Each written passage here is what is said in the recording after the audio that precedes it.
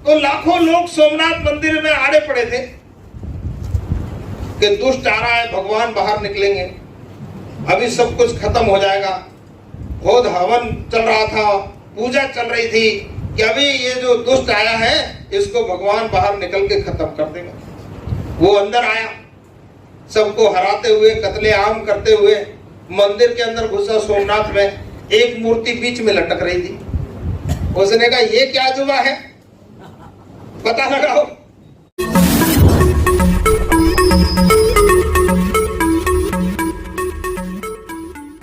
चलाने के लिए, उसको गति देने के लिए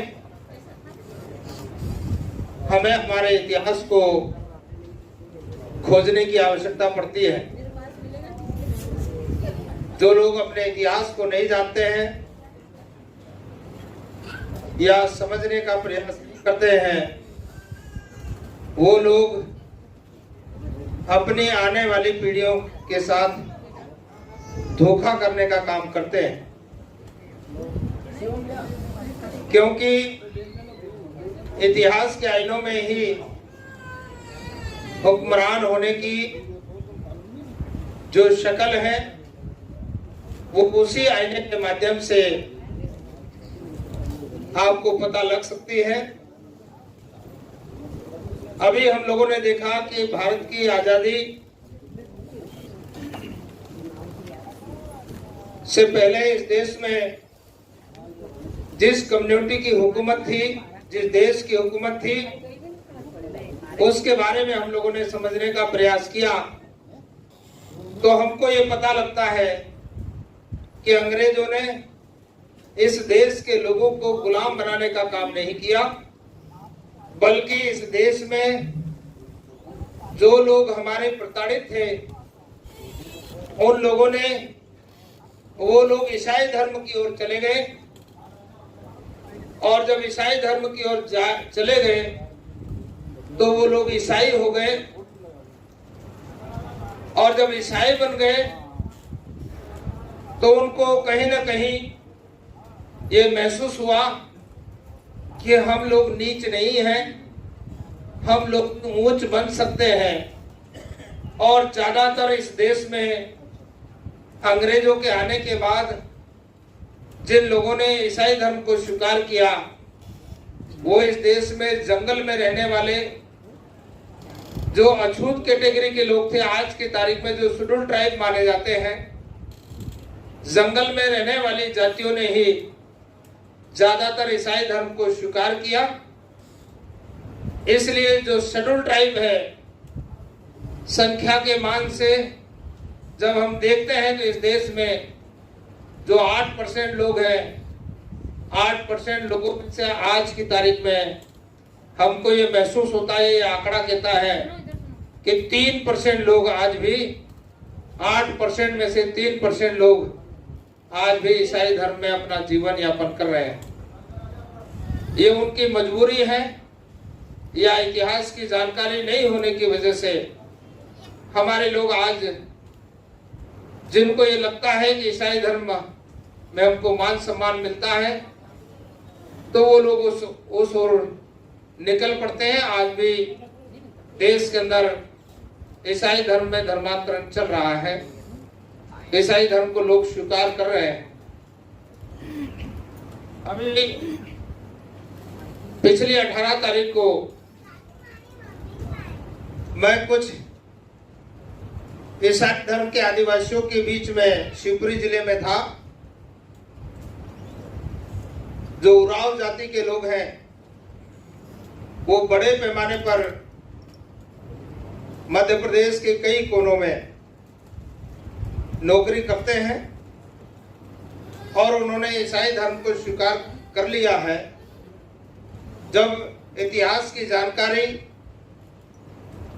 और उस पर चर्चा हम लोगों ने की तो फिर उन्होंने महसूस किया कि हम जल्द ही ग्वालियर चंबल संभाग में अपने जो एजुकेटेड बच्चे हैं, जो ग्रेजुएट हैं, पोस्ट ग्रेजुएट बच्चे हैं, हम उनका जल्द ही सेमिनार आयोजित करना चाहते हैं। तो अभी 18 सितंबर को हमने जब कार्यक्रम किया तो हमको ये महसूस हुआ कि अगर हमारा समाज इतिहास की जानकारी हमारे समाज तक पहुंचती है तो निश्चित रूप से हमारा समाज जागने का काम निश्चित रूप से करेगा। तो हमको ये महसूस होता है, हमने महसूस किया है कि समय के थपेड़ों में हमारे लोगों ने ईसाई धर्म को स्वीकार किया। तो इस देश में ज्यादातर जो शेड्यूल ट्राइब के लोग हैं वही लोग ईसाई धर्म की ओर आज भी अग्रसर है, ऐसा हम महसूस करते हैं। फिर हमने पता लगाया क्या इससे पहले अंग्रेजों से पहले जिनकी हुकूमत इस देश के अंदर थी, क्या उन लोगों ने इस देश में ऐसा कोई कानून बनाया कि भारत के जो मूल निवासी हैं वो गुलाम और नीच बन जाए। तो हमने ये पता लगाया, पता लगाने के बाद ये पता लगता है कि अंग्रेज देश से चले गए हैं, वो इंग्लैंड चले गए हैं। और अब जब हम मुगलों की बात करते हैं तो भारत देश में मुगलों की हुकूमत लगभग 900 वर्ष तक रही है।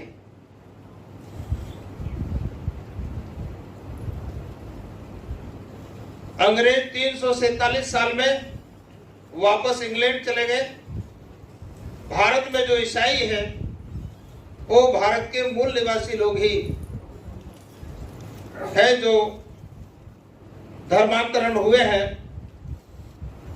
712 से लगाकर आजादी के पहले तक हम लोगों ने मुगलों को थोड़ा थोड़ा पढ़ने का प्रयास किया, ज्यादा तो हम पढ़ नहीं पाए, पर हमने जब मुगलों को पढ़ने का प्रयास किया तो हमको इन 900 वर्षों में एक हुक्मरान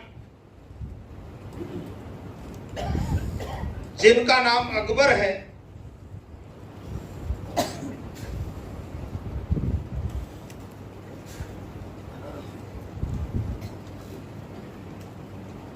अकबर पढ़े लिखे नहीं थे पर बहुत ही होनहार थे। उनके पास अपने 9 मंत्री थे जिनको 9 रत्न के रूप में जाना जाता था। अकबर की जो पत्नी है, वैसे तो अकबर की कई पत्नियां थी, कई मुस्लिम महिलाएं थी, कई ब्राह्मण महिलाएं थी, कई क्षत्रिय महिलाएं थी, कई वैश्य महिलाएं थी। लगभग 150 से ज्यादा उनकी बेगमें थी। पर हम जोधाबाई का वृत्तांत आपके बीच में रखना चाहते हैं। अकबर ने दिन एलाई धर्म की स्थापना की। व्यवस्था को परिवर्तित करने के लिए अकबर ने एक कानून बनाया। उस कानून का नाम है दिन ए इलाही। दिन ए इलाही ये व्यवस्था परिवर्तन के लिए एक कानून बनाया। अकबर को ये कानून बनाने की जरूरत क्यों पड़ी? सबसे बड़ी बात है, मैंने कहा लॉर्ड वारेन हेस्टिंग को रेगुलेटिंग एक्ट बनाने की आवश्यकता क्यों पड़ी, वो मैंने आपके बीच में रख दी। अकबर को दिन ए इलाही धर्म बनाने की आवश्यकता क्यों पड़ी? तो अकबर की जो पत्नी है जोधाबाई, वो कभी सोमवार का व्रत रखती, कभी मंगलवार का, कभी बुधवार का, कभी गणेश जी की पूजा, कभी काली जी की, कभी राम जी की, कभी शिवलिंग पर जल चढ़ाना। तो अकबर जो है उनसे चर्चा करते थे। जब ईश्वर के बारे में चर्चा होती थी तो अकबर को यह पता लगा कि गणेश मैल से पैदा किए गए। पार्वती जी नहाने जा रही थी, द्वारपाल कोई था नहीं, इसलिए उन्होंने कहा द्वारपाल कोई होना चाहिए। तो उन्होंने अपने मेल से बच्चा पैदा किया और द्वार पर खड़ा कर दिया। ये अकबर को जोधाबाई सुना रही है, मेल से बच्चा पैदा किया।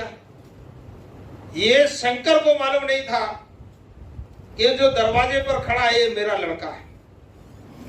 शंकर अपने घर में घुसना चाह रहे थे, वो मना कर रहा था। दोनों में युद्ध हो गया। शंकर में गुस्सा आया, सर काट दिया। अंदर से पार्वती जी निकली। उन्होंने कहा ये क्या कर दिया तुमने, ये तो अपना ही लड़का है। ये कब पैदा हो गया कि मैं नहाने गई तो मेल से मैंने पैदा कर दिया, इसको कोई था नहीं। अब कुछ महिलाएं सोच रही होंगी डाबर साहब तो अब नर्क में जाने वाले हैं। कुछ पुरुष भी सोच रहे होंगे। तो अकबर ने सोचा मेल से बच्चा कैसे पैदा हो सकता है। राम के बारे में, लक्ष्मण के बारे में, शत्रुघ्न के बारे में पता लगाया, नकुल सहदेव के बारे में पता लगाया। ये खीर खाने से पैदा हो गए। अकबर का दिमाग काम नहीं करता। अकबर राजा थे। उन्होंने कहा कृष्ण के पिताजी और माताजी को कंस ने जेल में बंद कर दिया और वहां कृष्ण पैदा हो गए। बहुत सारे बच्चे पैदा हुए। अकबर राजा था, उसने सोचा कि महिलाओं की जेल अलग होती है, पुरुष की जेल अलग होती है। अभी जेल से बच्चे कैसे पैदा हो रहे? कंफ्यूज, क्योंकि वो तो राजा बादशाह। उसने कहा ये जेल में बच्चे कैसे पैदा हो रहे? तो कंफ्यूज हो गए। तो ये काय में लिखा है? तो उन्होंने बोला ये वेदों पुराणों स्मृतियों में, गीता रामायण महाभारत में लिखा। अच्छा, तो उन्होंने अपने 9 मंत्रियों को बुलाया और उनसे बोला कि तुम पढ़कर बताओ, मैं तो पढ़ा लिखा हूं नहीं, तुम पढ़कर बताओ कि ये मेल से, जेल से, खीर से, जमीन से, खंबे से ये बच्चे पैदा हो कैसे रहे हैं। मेरी समझ से बाहर है, मैं पढ़ा लिखा नहीं हूं, मेरी समझ से बाहर है। हमें उन्होंने 9 मंत्रियों को बोला और 9 ने जांच पड़ताल की, वेद पुराण स्मृतियां पढ़ी। पढ़ने के बाद उनको बुलाया गया कि क्या निष्कर्ष है। तो उन्होंने कहा कि एक आध कोई माँ बाप की संतान है इसमें। तो 9 के 9 रत्नों ने बोला कि जहां बना ये जितने 33 करोड़ हैं ये सब के सब हराम जादे हैं, इसमें एक भी हलाल जादा नहीं है। अरे ऐसा कैसे? तो ये मेरा पूरा देश जो है भ्रमित हो रहा है। तो उन्होंने इसके लिए दिन इलाही धर्म की स्थापना की। तो मनुवाद का दुश्मन हो गया अकबर। तो अकबर के बारे में आज भी उल्टा सीधा लिखा जाता है। टीपू सुल्तान ने स्तन ढकने का अधिकार दिया। आप पढ़ते हैं, आपको मालूम होना चाहिए मोहम्मद गजनी इस देश को लूटने नहीं आया था। उस समय सोमनाथ मंदिर में 1.25 लाख देवदासियां थी। उन देवदासियों को आजाद करने आया था और वो भी अफगान से, काबुल से आया। 1.25 लाख देवदासियां थी, उनको आजाद करने के लिए आया था। और जब वो युद्ध करते करते सोमनाथ तक पहुंचा तो लाखों लोग खेतों में काम कर रहे थे। लाखों लोग इधर उधर घूम रहे थे और गजनी से कोई नहीं लड़ रहा था। जैसे आज भी हम लोग जो है सामाजिक परिवर्तन का आंदोलन, युद्ध चल रहा है तो लाखों लोग नींबू काट रहे हैं। क्या काट रहे हैं? युद्ध नहीं कर रहे हैं, वो नींबू काट रहे हैं। अंटे बांध रहे हैं हाथ में। हाथ में क्या बांध रहे हैं? अंटी लगा रहे हैं, मजबूत अंटी। कहीं आजादी मिल जाए, कोई हमको चमार ना कहे, कोई भंगी ना कहे, कोई बसोड़ ना कहे, कोई भील ना कहे, कोई भिलाला ना कहे, और ये कोई ना कहे कि हट दूर हट। इसलिए बड़ी से बड़ी चोटी बांधने में लगे वो पीछे 2-2, 4-4 गांठ लगाते हैं कि कोई हमसे ना कहे कि तू छूत अछूत है, दूर हट जा। बड़ा बड़ा तिलक लगाने में लग गए। उस समय भी मोहम्मद गजनी जब 1500 घुड़सवार लेकर आया था, ज्यादा घुड़सवार नहीं थे, वो जिस राजा को हराता उसकी सेना आगे कर देता, फिर दूसरे को हराता, फिर तो उसकी सेना तिगुनी हो जाती है, ताकत बन जाती है, उसको आगे कर देता। और वो सोमनाथ पर आया। देखो ये अकबर के दिमाग में बातें गूंज रही है। सोमनाथ पर आया तो लाखों लोग सोमनाथ मंदिर में आड़े पड़े थे कि दुष्ट आ रहा है, भगवान बाहर निकलेंगे, अभी सब कुछ खत्म हो जाएगा। होद हवन चल रहा था, पूजा चल रही थी कि अभी ये जो दुष्ट आया है इसको भगवान बाहर निकल के खत्म कर देगा। वो अंदर आया, सबको हराते हुए, कत्लेआम करते हुए मंदिर के अंदर घुसा। सोमनाथ में एक मूर्ति बीच में लटक रही थी। उसने कहा ये क्या जुबा है, पता लगाओ। उसके जानकार लोग थे तो उन्होंने कहा कुछ न कुछ मामला है। तो उसने कहा इसके मामले को तोड़ के देखो। चारों तरफ उसको तोड़ के देखा तो उसमें चुंबक लगे हुए थे, और चुंबक लगे हुए थे इसलिए मूर्ति गुरुत्वाकर्षण के कारण, चुंबकीय शक्ति के कारण बीच में लटक रही थी। जैसे ही चुंबक को तोड़ा गया मूर्ति नीचे आ गई। जितना माल सोमनाथ मंदिर में था, आपको क्या मालूम है, इस देश में हर मंदिर में, इस देश में पर प्रत्येक दिन आपके दिए हुए पैसे से